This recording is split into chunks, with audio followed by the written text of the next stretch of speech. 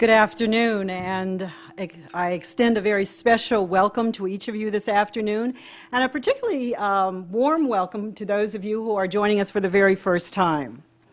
As Dan indicated, my name is Barbara Danforth, and I am a member of the Board of Directors of the City Club. And I am honored today to introduce Janet Murguía, the President of the National Council of Raza. According to the U.S. Census Bureau, there are 53 million people of Hispanic heritage living in the United States. That is 17% of the nation's total population, making Hispanics the largest ethnic or racial minority in the country. It is also the fastest growing segment of the population. In fact, Hispanics are close to half of the 2.3 million people added to the nation's population from July 1, 2011 to July 1, 2012.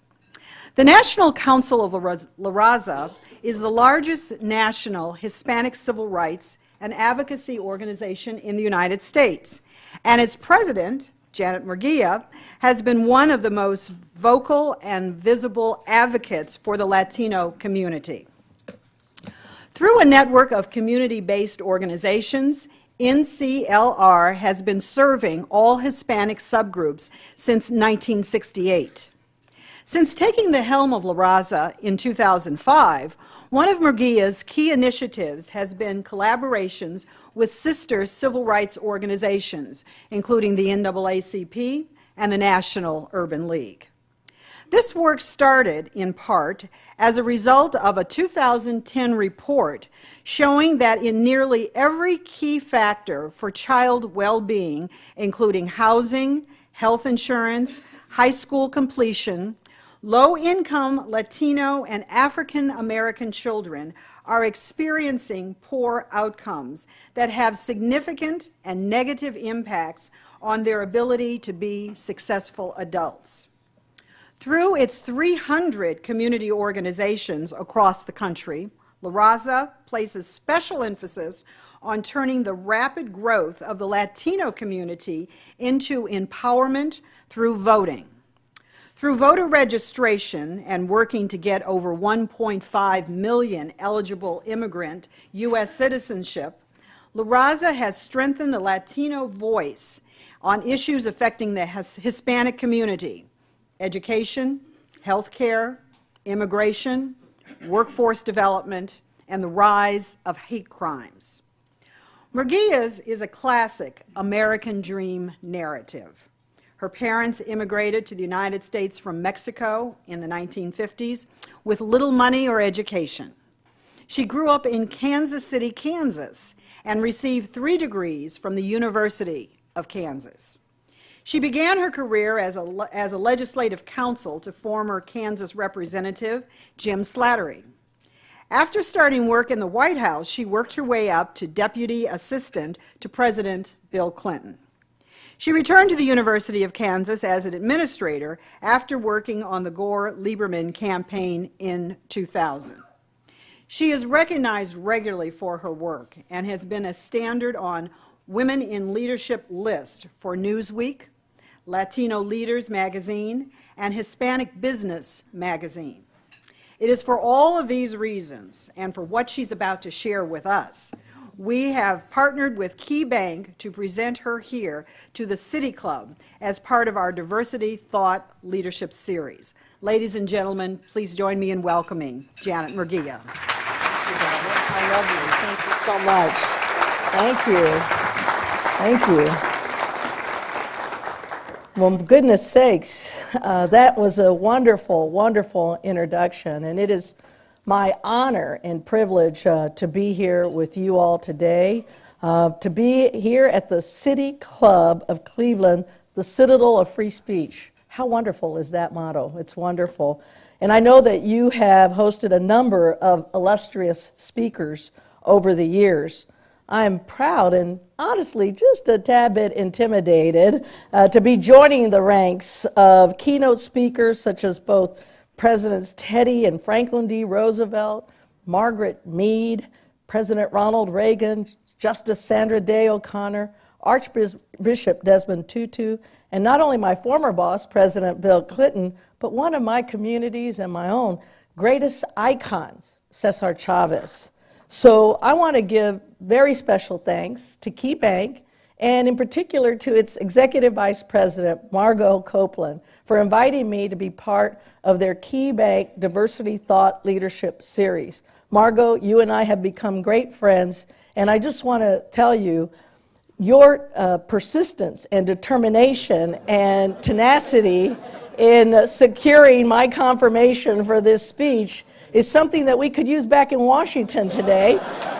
And I know Margot could solve this deficit crisis if we just put her on it. You and I together, we could get this thing done. So for me, it's always heartening to see an institution like Key Bank not just talk about the importance of diversity, but actually do something about it. And this is a wonderful platform that you provide to some incredible individuals to be able to tell their stories. I know that the series will be celebrating its 10th anniversary next year, and the City Club itself is 101 years. I'm glad to be part of the first year in that second century and represent part of this diversity that you all are promoting here today. So I hope you'll continue this very informative project as you move forward in the years to come.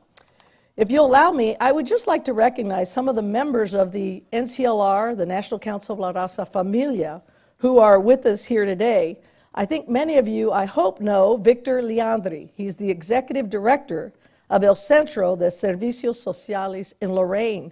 And he has been a key player for the National Council of La Raza for the past several years. He is a member of the NCLR Board of Directors and chair of NCLR's affiliate council. No one is more committed or more eager to help his community than Victor, and I have come to rely on his wise counsel and his unwavering support. So I want to thank you, Victor, for your leadership, not just here in Ohio, but nationally across the country. We're joined here today by other heads of NCLR affiliates. These are tremendous leaders who are doing work on the ground to serve so many of our families here in Ohio and in the Midwest. Ingrid Angel with El Barrio in Cleveland, Ohio. Jason Rudick, Executive Director of the Northwest Side Housing Center in Chicago. He's come down to join us. Joshua Vicente, or Josue Vicente, Executive Director of Ohio Hispanic Coalition. I also want to thank Ramonita Vargas, the Spanish American Committee in Cleveland, for joining us here today. Victor Ortiz, Executive Director of Esperanza.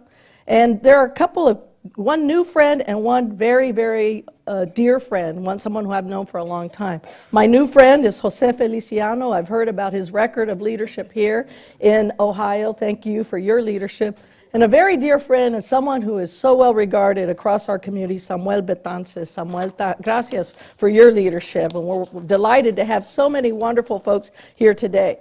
For the last couple of days, our Cleveland area affiliates and our Midwest affiliates have been gathering, and they are some of the best nonprofits organizations in the field. And I should tell you that as a Midwesterner myself, it was really fun to be part of this convening. And it is my first time here in Cleveland, Ohio, and I plan to come back because it has been a wonderful area. And I enjoyed my time in Lorraine yesterday, and so thank you for the warm hospitality and the kind welcome, and for encouraging and supporting these great leaders in our community here in Ohio and the Midwest.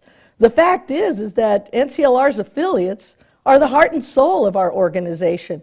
We have nearly 300 affiliates, a network of community-based organizations which help millions of Latinos every single day by creating opportunities and advocating for the advancement of Hispanic families. At NCLR, our mission is very simple.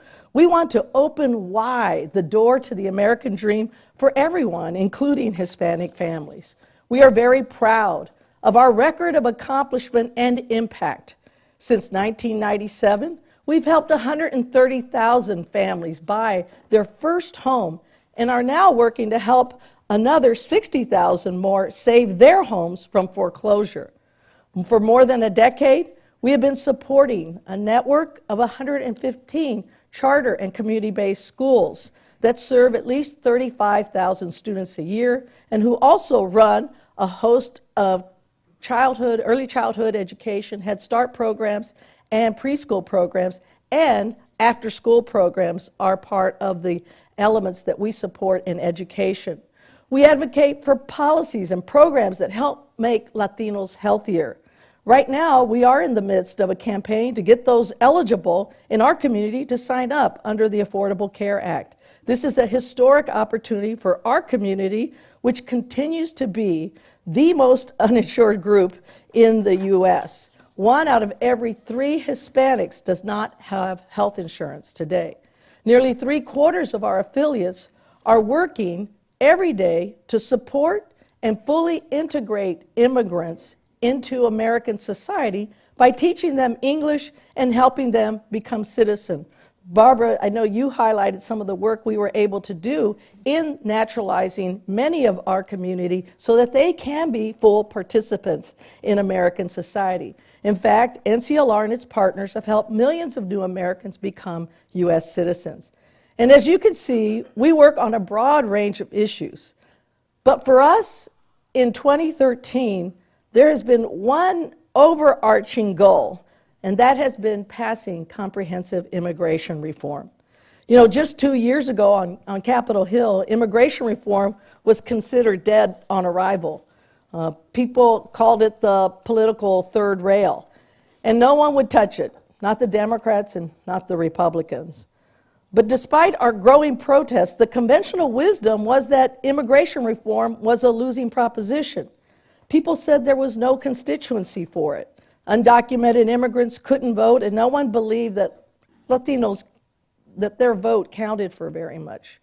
Well, after the last election, I can say they do now. In 2012, the Latino community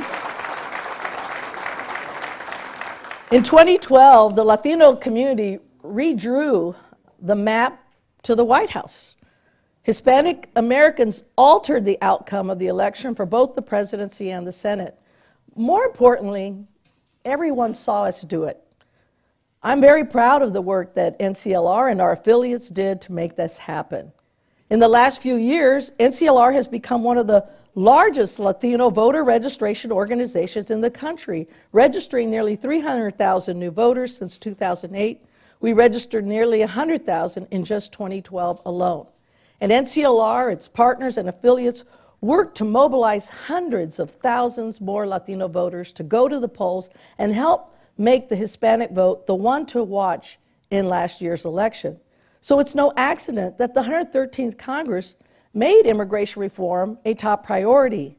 It's no accident that the Senate passed its reform bill by a 2-to-1 margin with strong bipartisan support. Through hard work and dedication, we mobilized and we voted. And that vote put both parties on notice that our voices will be heard this year and next year and in the years to come. I do remember, though, preparing to testify before the Senate Judiciary Committee and commenting on the Senate bill that had been proposed by a bipartisan group of senators. And it was a privilege to be allowed to testify that day. And I remember a reporter coming up to me and saying, wow, you know, you've been waiting for this moment for a long time to finally see immigration reform considered in the Congress. And I had to correct her and tell her that no, in fact, this is something that just didn't happen. It was very intentional. I reminded her that we created this moment. And that is why what we call the importance of the political imperative is tied directly to enacting immigration reform. There is a political imperative tied to enacting immigration reform. For all of those interested in the long-term viability of their political parties, I build on the statistics that Barbara offered earlier. 1 of every 6 Americans is now Latino. We are the largest minority in the U.S. For Americans under the age of 18, it is now 1 in 4. In California, it's 1 out of 2 Americans under the age of 18, Californians under the age of 18, is Hispanic. And from now until the year 2028, nearly 1 million Hispanics will turn 18 each and every year. But this isn't just about one community. This is about the future of everyone in this country. That's the reason we have been joined in this effort by a wide range of groups and organizations in a coalition that is one of the most diverse ever seen in American politics. Faith, labor, business, Silicon Valley, civil rights organizations, conservatives and progressives, Republicans and Democrats. Because this coalition, which looks like America, knows that reform is good for America. That is the economic imperative of enacting immigration reform. We know that reform will actually grow the economy. The Center for American Progress has estimated that reform will add $832 billion to our economy in the next 10 years. It will create new jobs and add new revenue. That same study found that reform would create an additional 121,000 jobs each year, and that legal status would add $109 billion more in tax revenue. It will level the playing field for all of our workers. Putting everyone on a legal footing would mean that unscrupulous employers will no longer be able to exploit a vulnerable group of workers and undermine other workers. So the political and economic necessity of reform is what I think has led a bipartisan group of senators to successfully pass the first comprehensive immigration reform package in nearly a decade.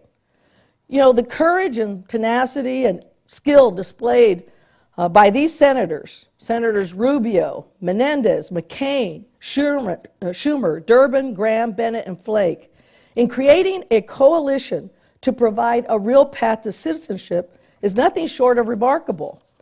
Now, we may not agree with everything in the bill, especially the unnecessary and excessive border surge, but the bill is a significant step and provides a clear way forward. Unfortunately, we still have a long way to go. We have won a historic battle, but we have not yet won the war. We are now facing an epic battle in the House of Representatives. The forces of opposition to immigration reform in the House are small but very loud. The push in that chamber to secure real reform has been especially difficult. But we will continue to push, as we did this past week in rallies all over the country, culminating in a rally on the National Mall. First, because we know that there are enough votes on both sides of the aisle to pass comprehensive immigration reform, if and only if the House leadership will allow it to be voted on. And most importantly, we will not give up, because we not only have a political and economic imperative to do this, we have a moral imperative as well. I was reminded of the foundations of this moral imperative when I was on a conference call a couple of months ago with the Reverend Al Sharpton. We're part of a tight coalition that is talking about ways to combat the Supreme Court's decision striking at the heart of the Voting Rights Act. He recalled the days before the law was passed when African Americans suffered in their struggle for equal rights. He described the perpetual fear of violence, the difficulty of travel, and the denigration they felt inherent in every day of their existence. He talked about marchers who had to ride buses through the night because they were not allowed to stop at any of the hotels or motels along the way. He spoke of people with their brown bag lunches on their laps having to hold greasy paper bags for hours because they couldn't stop at restaurants or diners along the way. You know, I had heard these stories before. Of course, we all have. They were an essential factor in turning public support for the Voting Rights Act and for the Civil Rights Act that preceded it. Today, they're a reminder of what happens when the Supreme Court steps away from its responsibility to protect our most basic human rights. Because civil society is not always civil. Our past has shown that. And human beings are not always humane. In many ways, Reverend Sharpton's stories are similar to our stories today. Fear, denigration, abuse. These are the words that resonate with our community, particularly as it relates to immigration. We too have our stories, stories born of a failed system that has left 11 million people in the shadows of our society for over a generation. Our stories are of households ripped apart, mothers taken from their children, and fathers separated from their families. I think about the woman in North Carolina who works 2 jobs and wakes up at dawn to get her kids ready for school. She hears about an immigration raid in the next town over and wonders, as she kisses her children goodbye, what will happen to them if she's picked up and can't come home? Will this be the last time that she sees her children for months or maybe even years? At the poultry plant, her supervisor makes her uncomfortable. But she never complains because he knows she is without papers. She's afraid he may not pay her, or worse, he might call the authorities. And at the end of a hard 10-hour shift, she gets her paycheck, but she can't go to the bank because the banks want information like her Social Security number. So she goes to the corner check cashing place where they charge her a huge fee. Now she has to carry cash in her pocket and worries about being robbed as she walks to her next job. After 8 hours of cleaning offices, she's exhausted, but feels lucky to make it on the bus. It's the first of 3 that she must take to get her back home. Finally home, she gets a few hours of rest and gets up in the morning and does it all over again, never knowing when or even if things will ever change. You know, this is the moral dilemma that all Americans should be wrestling with. American society has left 11 million people unprotected by its laws, allowed them to be exploited and abused, and has ignored the desperate conditions under which they must live. Is that who we are as a country? Is turning a blind eye to the plight of these immigrants, or worse, making their lives even more miserable, as some in the House and elsewhere have advocated, a true reflection of our cherished values as a nation? Will we as a country embrace this community as fellow citizens and recognize their potential? Or will we keep them at arm's length, always creating another hurdle for them to overcome before fully participating in the American dream? Because at the end of the day, that's what this is all about. Do we still believe in the promise of America? I still believe, because I'm living proof of that promise. The story of the Murguía family in Kansas began when my father came to the United States in the late 40s. He was actually born in Oklahoma, but returned as a young boy to Mexico, where his parents were from, a small rural community in Michoacán, Mexico, called Tangancicuaro. With very limited English, he came to report for military service towards the ends of World War II. And like most immigrants, he was also looking for a better way of life. He worked at several different jobs, such as an ice plant, and then as a steel worker. Once he settled in, he sent for my mom and oldest sister, and they moved to Kansas City, Kansas. Both of my parents could be described as humble and modest people. When my mother and father came to the U.S. in the early 1950s, the contrast between their lives in Mexico and this country was quite dramatic. Growing up in rural Mexico in the 1920s and 1930s was like growing up in rural U.S. in the late 1800s. My father had rode a horse to deliver goods for the shopkeeper he worked for.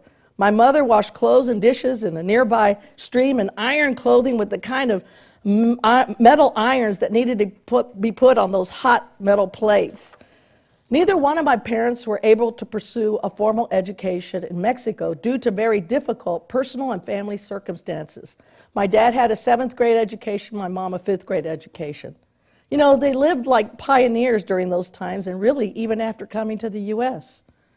My 6 brothers and sisters, along with our parents, lived in a very small house that had only 1 bathroom And we kids basically slept dormitory style in one big bedroom. I know my oldest brother Alfred had a nook off of the kitchen, and my sister Martha, my oldest sister, had a nook off of the front door, but the rest of us were there. We had a closet that had a box for our shoes and our clothes. And I remember my sister Mary and I, she's my twin, we had our Monday, Tuesday outfit, our Wednesday, Thursday outfit, and then our Friday outfit. You know, we didn't get a phone until I was in the 8th grade, and my mom washed clothes in a wringer washer with no dryer until I was in college. As a working class couple, it was tough. Society also presented its own set of challenges. There were times when my dad was laid off from work that he had to rely on government assistance. And he was a proud man. So it was a very difficult and challenging time for him. But somehow we got through it. In Kansas City in the 50s, when my parents went to the movie theater, they had to sit in a separate section of the theater. My father and other Latinos and other persons of color were directed to separate bathrooms at the steel plant where he worked. But my parents, they never gave up. My dad worked very hard, taking overtime whenever he could. My mom pitched in with babysitting money, but they never made a lot of money. But what our parents gave us was far more valuable than money. They believed deeply in the promise of this country, especially for me and my brothers and sisters. The values that they instilled in us of family, faith, community, education, hard work, love of country, sacrifice, have always been our guide. My parents taught us how important character and self-reliance were to do what we needed to be done, with no complaints about life being unfair, and without waiting for anyone to do it for them. And despite my parents' own lack of formal education, education was very important to them. They recognized the power and value of a good education. And thanks to that faith and those values, 6 of my brothers and sisters have earned post-secondary education degrees. My oldest sister, Martha, is mentally challenged, so she was not able to pursue her full education. But I'll tell you what, she set a good example for us, because for over 30 years, she took 3 buses and went to work every day. So 4 of us went on to law school. My brother Ramon was the first in our family and in our community to attend Harvard Law School. Ramon is a lawyer in private practice in Kansas City, Kansas, and a civic leader. He is one of the founders of the Greater Kansas City Hispanic Scholarship Fund, which now has the largest endowment of any Hispanic scholarship fund in the country. And he is one of the first Latinos to serve on the Board of Trustees for the Kellogg Foundation. My brother Carlos is a federal district court judge in Kansas, the first Hispanic ever in that post. He was the first Hispanic to serve as a state district court judge in Kansas. And my twin sister, Mary, well, she's a judge on the United States Ninth Circuit Court of Appeals after having served more than a decade as a federal judge in the District of Arizona. She was the first Latina to serve as a federal judge in Arizona. And she and Carlos, they are the first brother and sister in the history of the U.S. to serve as federal judges. As for me,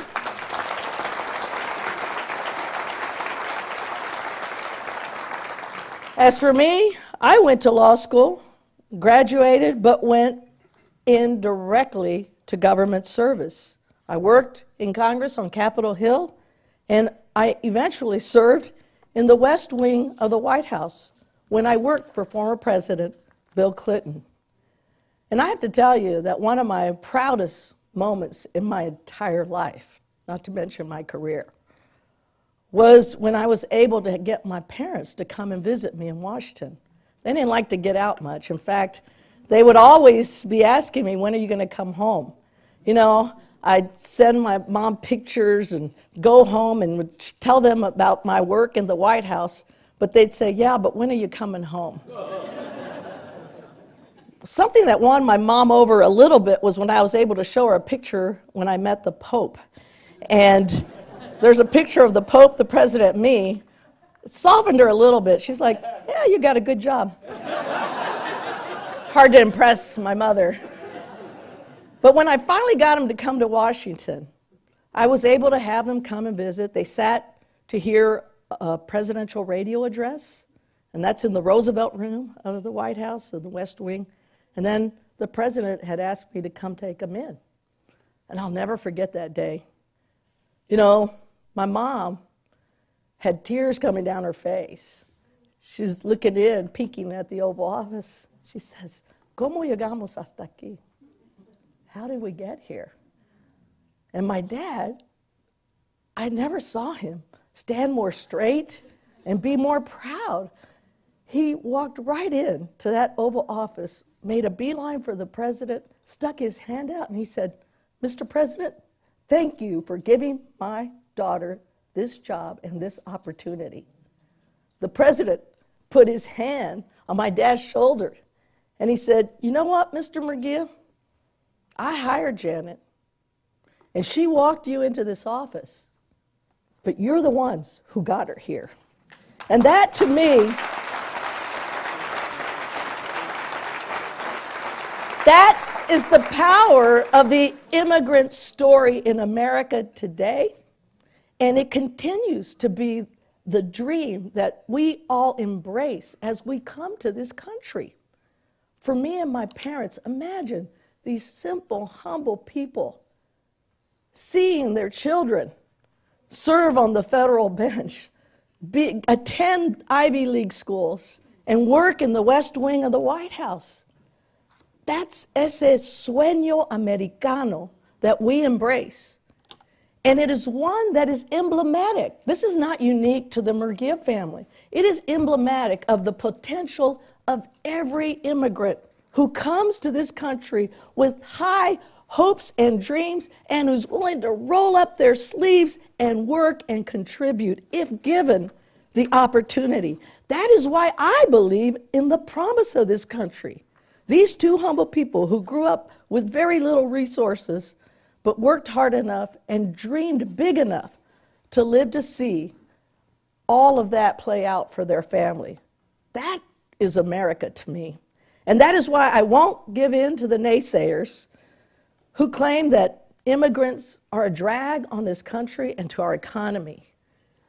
I know in my heart that our best days are still ahead of us, and that united, we're going to get to a point where we can fully ensure that a dream, that American dream for everyone. The one thing that I have seen as a nation over the past 2 centuries is that for us to succeed, we can't build immigrants and other folks a separate boat. We must be in this boat together. We must be all in.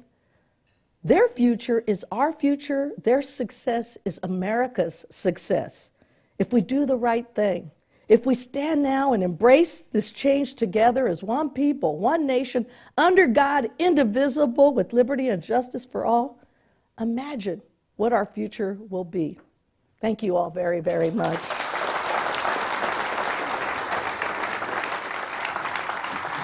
can have a seat for just a moment. Okay. Thank you. Thank you.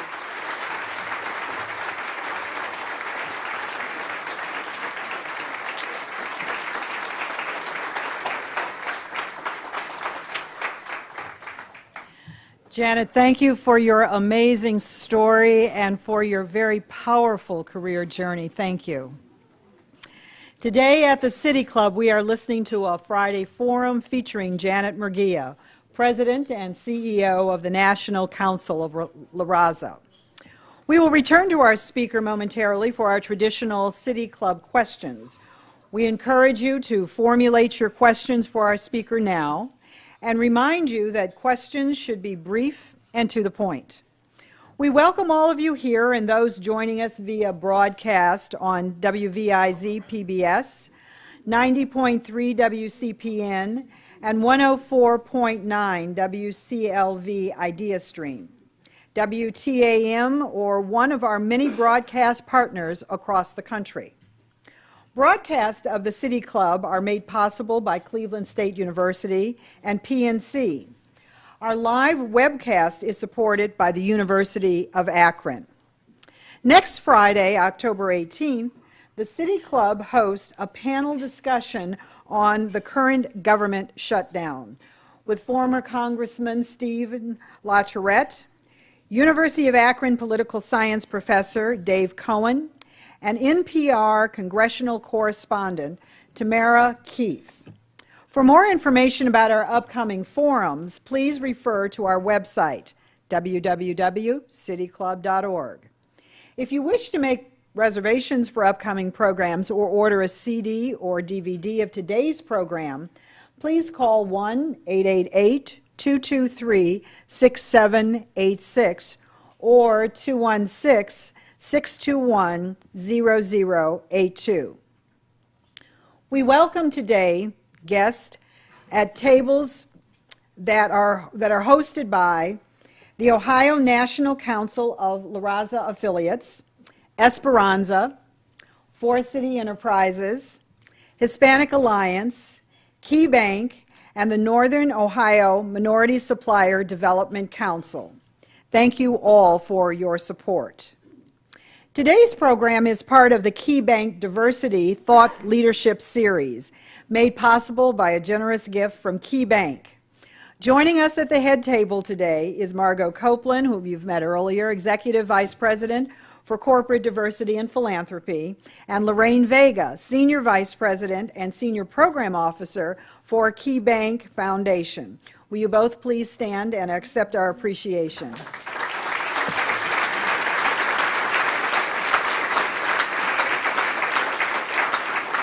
Thank you for your generous support.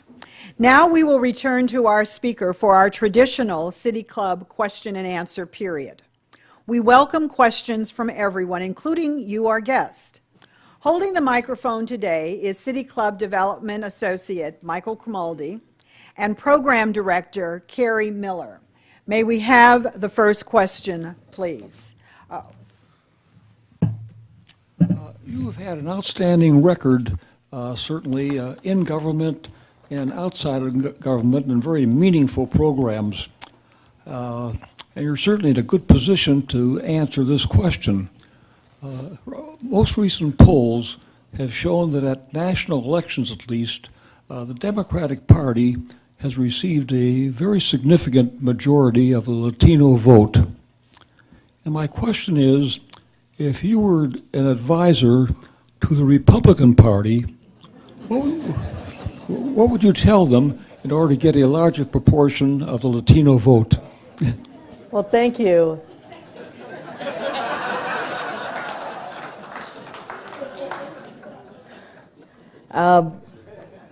Thank you very much. I should take this moment to note that at NCLR, National Council of Raza, we're a 501c3, so we are a nonpartisan organization. And look, everybody knows about my Democratic credentials coming into this position, but honestly, I've worked very hard to make sure that our work has been both bipartisan and nonpartisan. And I like to think that we call them as we see them, and that we will give credit where credit is due, and we'll challenge folks on both sides if they need to be challenged. Having said that, I think that there has been an uptick of Latino voters who have voted with the Democratic Party in the last few years. But I would argue that that's been about the substance of the issues. Our folks care about the issues that everybody cares about: the economy, education, immigration reform. And I would just say that my advice to the Republican Party, should they choose to accept it, is that, one, they do need to engage and do more outreach with the Hispanic community. And there's been a lack of engagement, a lack of outreach. But beyond that, I think they need to look at their platforms on different policy issues. And in particular, I would start with immigration reform. It's not helpful for the Republican presidential candidate in 2012 to say that his solution to immigration reform is self-deportation. That sends a very negative message, not just to those undocumented immigrants, but to all of us who have family members, who work with folks who are challenged by this issue, who are working communities where we've seen people struggling in families that have been separated and torn apart by these issues. So for us, I would say they need to re-examine this approach to immigration reform. I think they have an excellent opportunity right now, as the Senate has passed a bipartisan bill.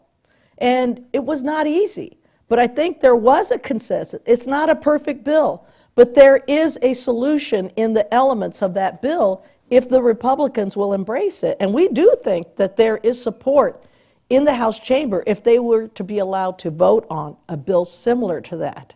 So I would suggest that they need to talk to us, they need to engage us, they need to do the outreach that's appropriate for the largest growing sector of the voting electorate out there, and they need to think about their positions on these issues.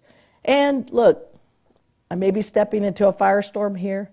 We know that there's a huge debate going on right now about the Affordable Care Act and what people are talking about in terms of Obamacare. Now, maybe everybody doesn't like that. Maybe there are real concerns. I talked a little bit in my remarks today about why, for the Hispanic community, we need a solution on health care reform. If the Republicans have a better idea, let's see it substantively. But there's not been a very substantive alternative to the Affordable Care Act. They've talked about delay, they talked about basically overturning the Affordable Care Act, but we want substantive alternatives, and we're willing to listen. And for us in the Latino community, I would say that because of the values-oriented nature of our community, that the Republicans traditionally have had that to their advantage, and certainly President Ronald Reagan understood that. It's why he got a significant amount of the vote, and even former President George W. Bush understood that. And as someone who came from Texas who understood that, I think he was able to make an appeal on that and came close to passing an immigration reform bill. So I don't think it's a big mystery. I think it just requires common sense.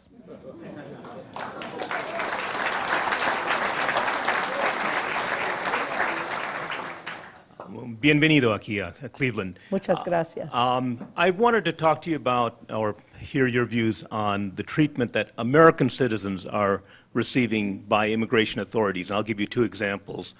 3 weeks ago, I took a flight from South America through Newark, and two of the three people processing U.S. passports simply announced they were not going to assist people who didn't speak English. And a huge majority of the people on the flight were Spanish-speaking American citizens. Secondly, I believe at the border between Canada and the United States, you read about reports of families Muslim American families go for weddings in Canada, they come back and they're detained for 20 hours, their cell phones are taken without any explanation. And so I think the immigration authorities are treating Americans, citizens, poorly because of their race. And I was wondering what Raza is doing in that regard. Well, in many respects, I think you're talking about an issue that's been commonly referred to as racial profiling, where there's been some selectivity in terms of how certain laws are enforced. We certainly saw a rash of bills leading with the state of Arizona, SB 1070, a lot of you heard about it, that really was the anchor legislation for many other bills that tried to do the same thing. And I guess I would say that, look, it is still a great problem out there, even though we have pushed back on the tide of public opinion around those types of bills. And the Supreme Court weighed in mostly in favor of stamping out those types of approaches, although we're still vulnerable with certain loopholes in that Supreme Court decision. But I would tell you that we fought on behalf of the Latino community vociferously and used Arizona as ground zero. In fact, it's not something that we like to do at the National Council of Raza. It's not something I'm used to doing. But in many ways, I felt that it was so abhorrent what that law represented, and the fact that it was affecting not just undocumented immigrants, but American citizens who were getting picked up in all of this, that we led a boycott of the state of Arizona, an economic boycott. And I will tell you that within a year and a half, Arizona took a lot of economic pain on for that boycott, and as a result of this, we saw that in the state legislature in Arizona, someone who led those anti-immigrant efforts, Russell Pierce, who was the Senate president, was defeated in the following election because we mobilized to make sure that that kind of sentiment, that kind of legislation had no place in American politics, even in Arizona. And so we have led efforts to fight state-level bills that would make that much more a possibility of racial profiling. But honestly, we have to be vigilant on every level to make sure that we are looking at those examples and finding ways that we can fight them. We've worked closely with the Department of Justice and the Assistant Attorney General for Civil Rights so that when those cases come up, that the Department of Justice can weigh in. We've had sister organizations like MALDEF and PearlDef who have filed lawsuits, and other organizations who have filed lawsuits when we've seen that happen. But honestly, I believe that when we pass comprehensive immigration reform, we'll go a long way to limiting those types of issues and abuses of the law. So I do believe that all these levers we can pull and be available to us, but ultimately we need to change the laws so that we're not as vulnerable, because when you have the failure of a broken immigration system, then you give more latitude for folks to have that kind of selectivity when they choose to enforce and prosecute those laws. So we need to pass immigration reform, and ultimately we need to start a better dialogue so we can change the mindset in this country when it comes to the growing shift in demographics and the diversity that's occurring in this country. Because as you heard, you know, Latinos in particular made up nearly 50% of the growth in the U.S. over the last 10 years in the last census. That's a big change that's happening real fast, and that kind of change creates a lot of anxiety for folks.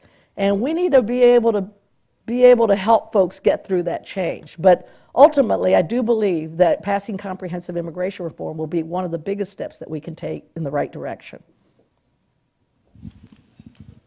Domingo Gomez from the Dominican Republic, first generation, low-income student, okay?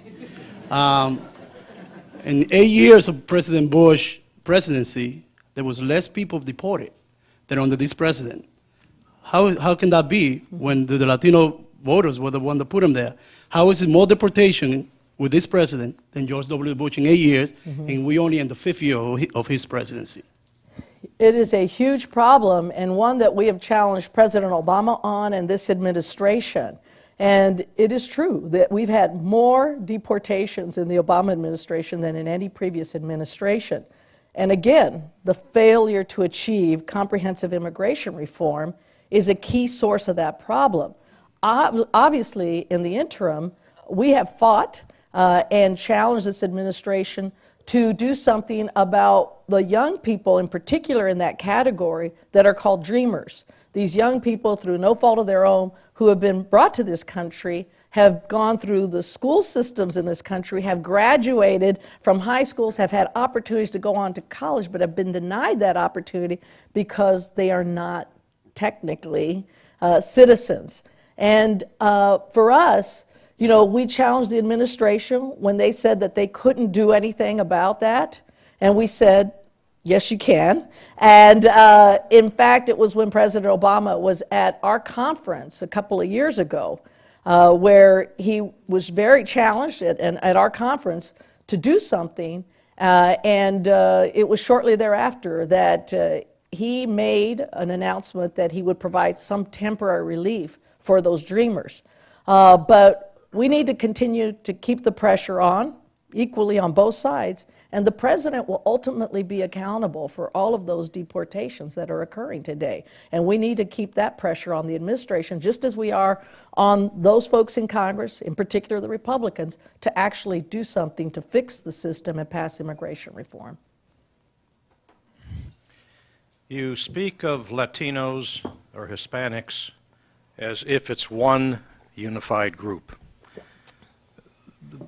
Latinos come from Cuba, from Puerto Rico, from Mexico, from Central America, from the Caribbean nations. I can understand where immigration reform is a unifying feature. My question, though, is what different goals do you see these different groups, I'll use that term, are pursuing other than immigration reform? Sure. Thank you for the question. And let me clarify if perhaps I gave the wrong impression. I do talk about Hispanics and Latinos when making a large reference to many sub-ethnic groups. And the fact is we're not a monolithic group. We have ethnic subgroups from various, originating from different parts of Latin America and from other Spanish-speaking countries. And for us, I think what is important, though, is the unity behind common goals and our mission, which is to create opportunities for all Hispanics and Latinos in the U.S. and for everyone. And so for us, obviously, we see the importance of growing jobs and strengthening the economy as a top priority for our community. We see the importance of education as a top priority for this community. And again, I'm living proof of how important that education can be when given the opportunity. Healthcare is really important to the Latino community. The fact is that we've done a lot of work at NCLR in this area of wealth building. Yes, we've advocated for increases in the minimum wage, but that's not enough.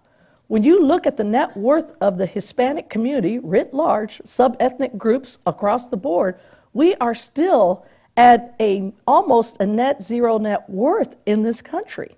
That's unacceptable. What are we doing to help make sure our folks are informed and educated about purchasing homes and actually doing the work they need to do to create the savings account and invest in their own futures? We have the largest home ownership network in the country at NCLR. We've put 35,000 families into their first-time homes. And the fact is that we know that passing comprehensive immigration reform, there are statistics that show that within 1 or 2 years of passing immigration reform, Latinos and Hispanics will be positioned to purchase up to 3 million homes in this country. And it's the reason why by 2020, with immigration reform aside, Hispanics will represent 1 out of 2 every first-time homebuyers. So we have what I call an economic buying power that can position us to advance ourselves, but we need to break down this issue that challenges all of these sub-ethnic groups. Because what does unify us and what has been the silver lining, if there is one, around these attacks, around those folks, those 11 million who are undocumented, is because they look and sound like many of us in the Hispanic community. And in fact, we know many of these folks. It's an attack on all of us. I think Martin Luther King said it best. When we see injustice anywhere, there's an injustice everywhere. That's the approach that the Latino community takes to this. And so, sure, we have differences of opinion. I don't want to get in an argument with Puerto Ricans about statehood versus independence. I don't do that. I don't talk to Cubans about the trade embargo. But you know what? We have common goals when it comes to making sure we're doing everything we can to advance and lift our community, not just for the sake of our community, but because we love this country and we see that empowerment to advancing America.